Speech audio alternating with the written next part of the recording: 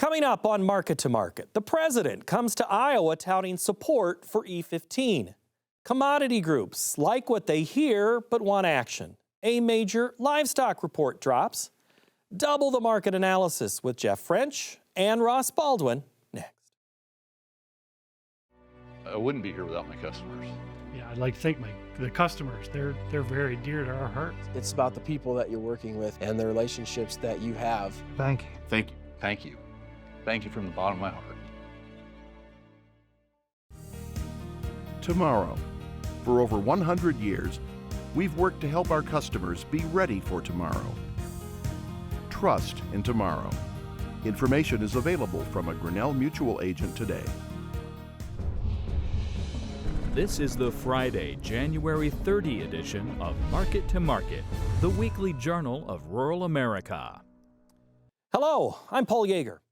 As threats of another government shutdown loom this weekend, economic reports are still in backlog mode from the previous closure. Orders for long-lasting goods moved higher in November by 5.3%, according to the U.S. Census Bureau. This is the third time in 4 months the durable goods report reflected gains. The Federal Reserve voted this week to keep the key interest rate steady. 2 members voted for a quarter-point cut, but the majority paused any movement. The Inflation Monitoring Producer Price Index added 0.5% in December. The annual PPI rate was up 3%.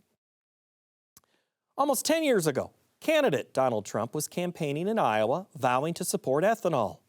This week, President Trump was back in Iowa, rallying supporters behind the economy and spending time specifically advocating for the issue of E15. Last week, Congress left an extension of year-round E15 out of a spending bill. Some commodity groups were less than pleased with the action, but now feel they have a better footing. David Miller reports. This week, the ethanol industry got a boost from President Trump when he was deep in the heart of corn country. In the campaign, I promised to support E15 all year round. I want to be there in person to tell them, the people of Iowa, to know that I am trusting Speaker Mike Johnson, who's great, and Leader John Thune, who's great, that's House and Senate, to find a deal that works. We've got it. For farmers, consumers, and refiners, including small and mid-sized refiners. In other words, to get E15 approved, and they're working on it. They're very close to getting it done. So I just wanted to let you know that. Yeah? It was the latest attempt in the effort to get approval for year-round use of E15 in the nation's gasoline supply. Marketed as unleaded 88, the fuel is a combination of 85% gasoline and 15% ethanol. EPA rules effectively block the higher blending rate in most states during the summer months. While emergency waivers have been used to sell the biofuel mix, there are 8 Midwestern states that do or will allow year-round sales of the blend. Last week, a bipartisan congressional deal that looked like it might have cemented year-round use of the largely corn-based fuel additive was dropped at the 11th hour from the latest stopgap spending bill. Ethanol and corn producers, along with commodity groups, were shocked and outraged. The move effectively took away another marketing tool from corn farmers who have been already facing low prices and reduced exports. Domestic ethanol production used nearly 1/3 of the 2025 corn crop. Been working on this issue for 10 years. And, the old Peanuts gag where, Lucy's holding the football and up runs Charlie Brown at the last second. She pulls it out and he goes flying and lands flat on his back. That has happened to us so many times over the last 10 years. In exchange for being dropped from the bill, an ethanol task force was created to study the efficacy of E15. The deal that Shaw hopes will make it out of the study committee is the same as the one previously hammered out between big oil, ethanol, and corn lobbying groups. The agreement gives a year-round waiver to E15 in exchange for changes to the small refinery blending exemption, commonly referred to as an SRE. If adopted, blending exemptions would only be given to small refiners and not big oil refining companies that own small operations. Also, there would be no passing of the blending obligations on to other oil producers. There are some in the oil industry that are like, well, if we allow year-round E15, we're going to lose 5% of the tank. So they're not idiots. This has just been a power play by some in the oil industry to protect their market. The study committee has until the end of February to produce a report on whether or not to proceed with a waiver for E15 and a change to the SRE language. For Market to Market, I'm David Miller. Next, the Market to Market report. A weaker U.S. dollar, along with prospects of winter kill, offered some support to the wheat trade. For the week ending January 30, the nearby wheat contract added 9 cents, and the March corn contract lost 2 cents. Demand for soy products weakened, keeping a lid on the soy complex. The March soybean contract fell by 4 cents, while March meal shed $6.30 per ton. March cotton contracted by 73 cents per hundredweight. Over in the dairy parlor, March Class 3 milk futures added $1.35. The livestock market was mixed. April cattle gained $2.82, March feeders put on a dime, and the April lean hog contract declined by $1.03. In the currency markets, the U.S. dollar index weakened by 80 ticks. March crude oil expanded $3.90 per ton, or per barrel that is. COMEX gold was off $101.50 per ounce, and the Goldman Sachs commodity index was up by more than 18 points to settle at $591.50. Here now to lend us their insight on these and other trends is regular market analysts Ross Baldwin and Jeff French. Good to see you, gentlemen. Good to be here, Paul. Good to see you, Paul. Jeff, when you hear that the wheat market has had its best week since November, is that a good thing, or is it just an indication of how bad the wheat market has been? Probably a little bit of both. I mean, it hit a 2-month high this week. A couple of factors. The U.S. dollar hit a 4-year low. So, but also, you know, we get down to $5 and we just couldn't take that level out. That's awfully cheap, and you just start to run out of sellers. And I think that was what we've seen here over the last couple of weeks. So there is fundamentally some news. I mean, Ukraine next week is going to be very cold. They're talking negative 20 temperatures. So potential for winter kill there. I mean, historically, you know, I like to sell winter kill rallies. I mean, I talk to enough guys that it doesn't affect the crop that big. But I think we just got too cheap, and you saw some short covering, and that was probably a result with, you know, coming in here at the end of January. Is it strong enough of a move to pull anybody else along for the ride? You know, it did a little bit, but this week, you know, there wasn't too much news this week. I think the grain markets were dominated by, you know, what was going on in the metals and in the financials. I mean, that was an extreme move, what we saw in silver and gold this week. But yeah, I mean, we rebounded a little bit, but we got awfully cheap, though, in the grains after that report.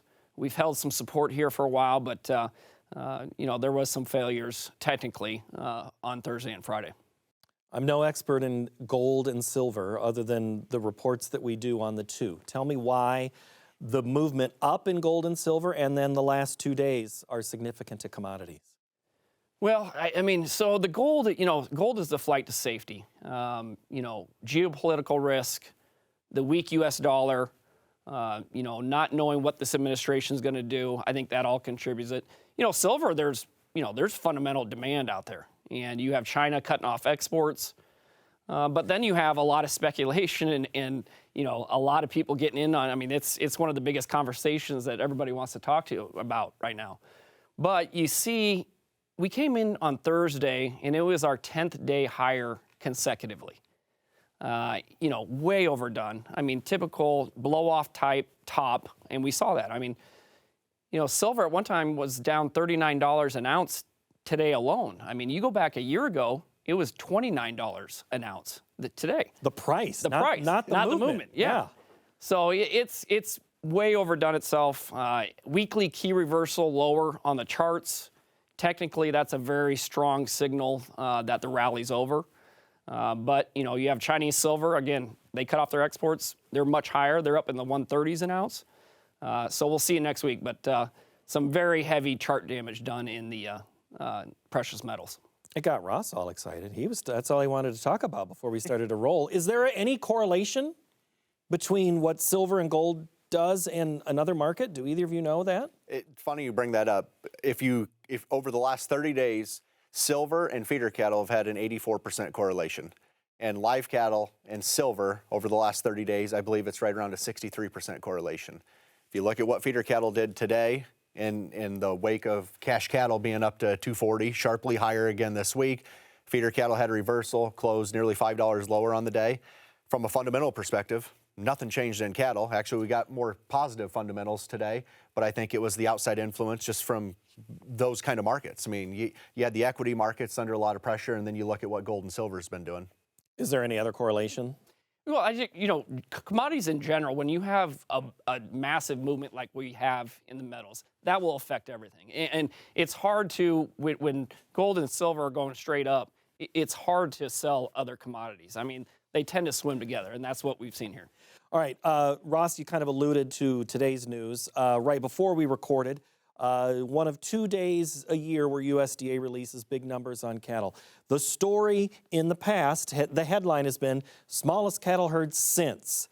And last year was 1950. Now we're going to say it's before 1950 because we're still at a small cattle herd. Correct. The average guesses on the U.S. beef cow herd was 100.4, I believe, and we came in about 1% below what those guesses were. So the U.S. beef herd actually shrunk year over year, which I'll be honest, it surprised me. I thought maybe we'd see a little bit of stabilization in the cow herd, and that's not the case. I mean, the dairy cow herd, we did see almost a 2% increase, I believe, in that number here today. Not a big surprise given the beef on dairy phenomenon we've seen over the last several years, but given the margins that they're looking at and them baby calves there, not a huge surprise to see that. But the all inventory was lower. The calf crop was 2% lower year over year. So really friendly numbers, I would say. I'm pleasantly surprised to see these numbers. And it goes back to, it brings up the whole question again of when is this big rebuild going to start? And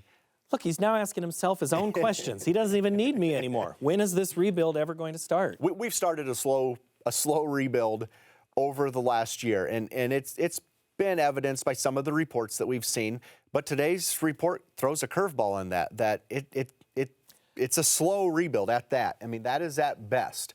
And I think you've seen some data points over the last few months where there's more heifers getting kept back, but it's going to take time. This is not nothing like the 2014, 2015 rebuild. But the one thing that is different today versus the 2014 cycle is beef on dairy. And where I go back to, we are able to have a slower rebuild and rebuild the herd a little bit more today is because there's the beef on dairy, they keep 3.5% more heifers on feed. So when the last cattle on feed report, the heifers on feed was 38.7. Well, 3.5% more heifers are on feed because of beef on dairy today versus the 2014 cycle. So back in 2014, we got down to like 32%, I believe it was, of heifers on feed. That meant we were keeping everything back. So we don't need to get down that low to expand the herd. Because the herd is smaller, and so the percentages are closer. Is that what you're trying? There's more cattle available today because of the beef on dairy. Got it. Okay, so the significance of this then becomes what for? Let's just talk for the producer first. The significance is barring an outside event, the fundamentals of cattle are alive and well. The structure of the cattle market is friendly. I expect prices to continue to work higher. I really do. We've seen the big sell-off this last fall. That was outside influence. That was when Trump was banging the drum on wanting lower beef prices and talking about beef imports. And you had the managed money crowd that ran for the door, and rightfully so during the time of uncertainty. And here we are. You've got cash trading 240 up here in the north again today, and the south. Texas and Kansas have traded 240. We're back within a stone's throw of the all-time highs. Futures still got some work to do, but cash feeders. I mean, cash feeders, the feeder cattle index has been 366 to 367, and feeders are just on fire, and I don't see that changing. History would tell you don't put the highs in the feeder cattle market until a larger degree of expansion is underway, and today's report showed us that a larger degree of expansion is still in front of us. It's still down the road. It's still murky. All right, so is this an opportunity now for anybody who's holding some corn that all of a sudden there's going to be somewhere to sell it because we have animals to feed, or there's going to be, we're going to do what Ross says here? Well, I mean, you talk to every cattleman. I mean, the one thing that they bring up is, I want more animals. I want more cattle. I mean, that's what they say. But yeah, the numbers are favorable. Actually the next 60 days is going to be some of our tightest numbers of the entire cycle. I didn't like how the cattle closed though today. A lot of that could have been, end of month outside markets, but we had fats and feeders close below the 20-day moving average for the first time since November. So I think Monday is a big move. I think, if they come out negative and close negative, I think that's a strong signal. But the fundamentals are absolutely, I mean, it's extremely tight. To really change the dynamic, it's going to be something in the outside markets. Let's go to corn specifically for a moment because that has been fighting resistance. The chart keeps it kind of bound. Why? Well, after that, big plunge that we had after the report, we get down to 420, and then overnight after the report, we get down to 417. You look at the chart, it didn't want to go below 420. We've held that now here for the last 2 weeks, but I don't really think that we're going to go up to the upside anytime strong right now. I mean, you get up to 434 there on Thursday, and then we kind of fail. And 435 was a big number. For 2 months, 435 was the low, and that held that March contract. Well, it's not support anymore because we're below it. Now it becomes resistance. And yesterday and today's price action clearly signals that. So I'd watch the 420. I'd watch 445 in December. If we start closing below those numbers, then you probably get a little more defensive here. But, we're going into February. I mean, February, seasonally, historically, one of the worst times to sell grain. Let's look, if we could, for Bradley in Nebraska's question, because it's about the new crop, Jeff. And he wants to know, how aggressively should producers sell new crop corn prior to that acreage intention report that we're slated to get here in February if there's no government shutdown? Well, going into that, so he's talking about the planting intentions there, end of March.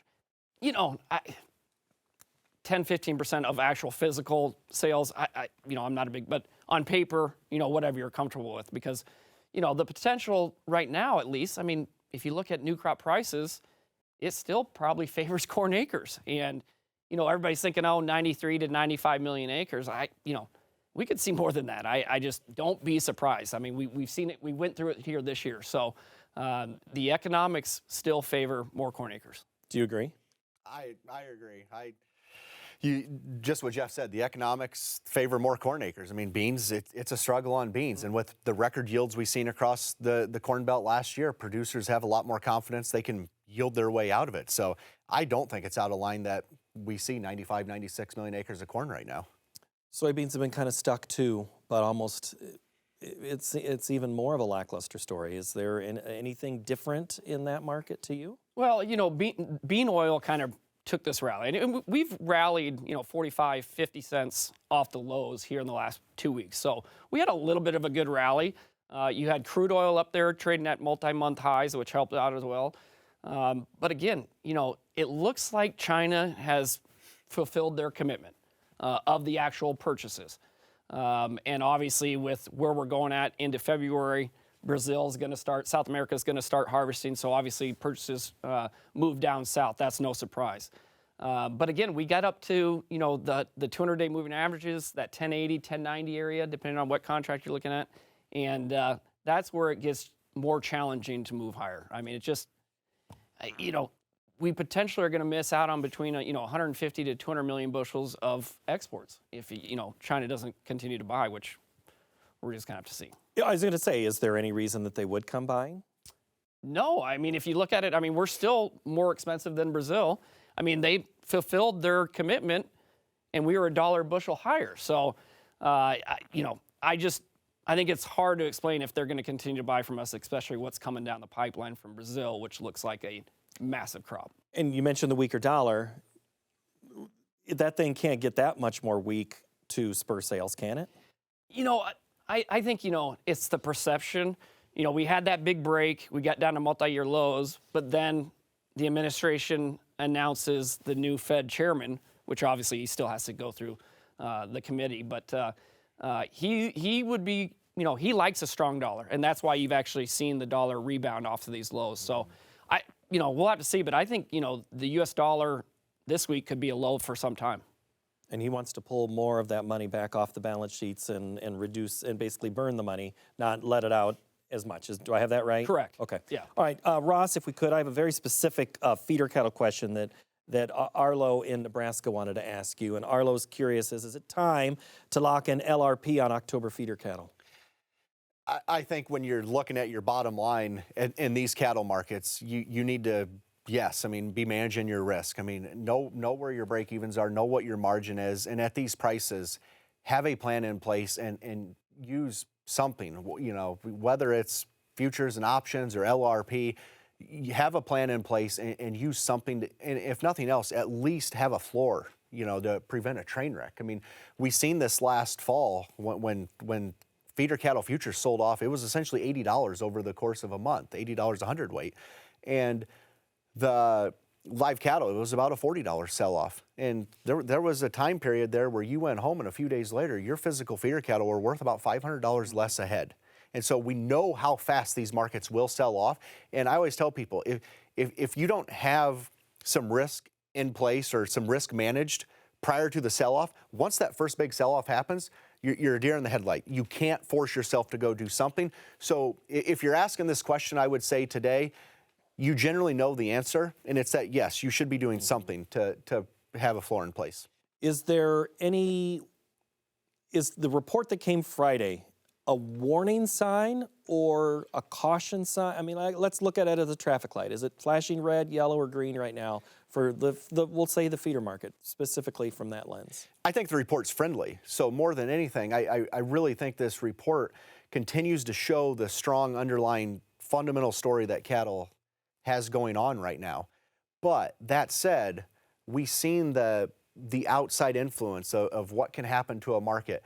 We've seen Tyson took a plant down, or Lexington went down January 20th, actually a little bit before that, and they took Amarillo to a single shift because their margins have been so deep in the red. The Packers are going on 4 years essentially of negative margins.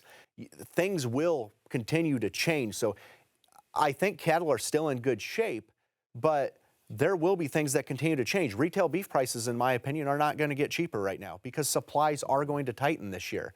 So then you bring in the whole demand factor, and weights are big. So prior to today's report, because I don't have the exact number in front of me, the U.S. beef cow herd since 2019 is 12% lower prior to today's report. Carcass weights are 10% higher in that same time frame. So we don't need to build the cow herd back to the levels that it was at, is the punchline. So don't be so bogged down that, we're not expanding the herd, or we're never going to expand the herd back to those levels. Well, the reality is we don't need to today because of where we're feeding these cattle to. We feed them heavy. All right, let's switch to the hog market because A, that's what we do on the show, but B, it did have a good run up until, again, end of the week. Correct. And I think hogs, similar to a lot of the other commodities, you had the end of the month and the outside influences, but hogs, a lot of the contracts are well within a couple bucks of their highs, or the back months have been making new contract highs. And I do think heading into spring and summer, the hog market, there's reasons to be optimistic. And probably the largest thing to watch for the hog market, I would say, is what kind of disease pressure is there this year. We obviously dealt with a lot of disease pressure last year. We've seen that slow down quite a bit, but I do think hogs, they have a story here as we get into spring and summer, and prices should stay pretty well for them. I asked him a grain question, so I got to let you say, is there any livestock answer you want to give? Well, you buy protection when you can, not when you have to, because absolutely when they're in this, the futures market moves so fast, especially with $8 limits and $13 limits on feeders. So buy the protection when you can, not when you have to. But then the summer month hogs hitting 110, that's an awfully good price. And you look at what we've done here in the last 3 months. So absolutely look for some protection there.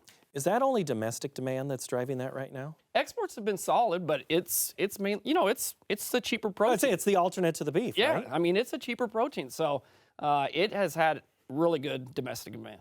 All right, final 10 seconds. When we sit here and have this conversation a year from now, do you expect it to be the same result as it was today? Lower? The report to be lower?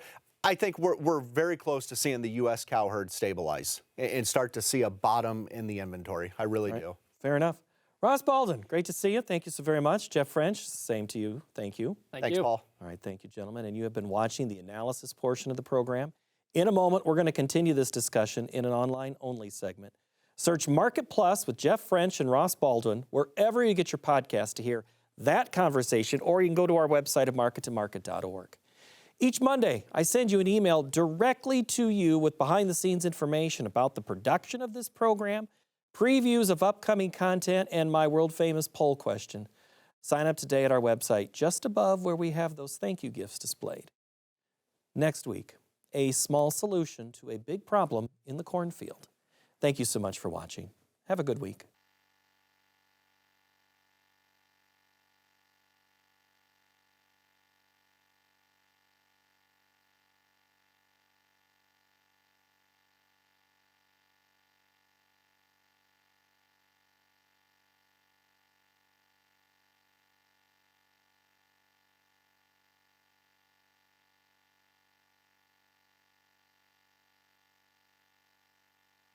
Market to Market is a production of Iowa PBS, which is solely responsible for its content. I wouldn't be here without my customers. Yeah, I'd like to thank the customers. They're very dear to our hearts. It's about the people that you're working with and the relationships that you have. Thank you. Thank you. Thank you. Thank you from the bottom of my heart. Tomorrow. For over 100 years, we've worked to help our customers be ready for tomorrow. Trust in tomorrow. Information is available from a Grinnell Mutual agent today.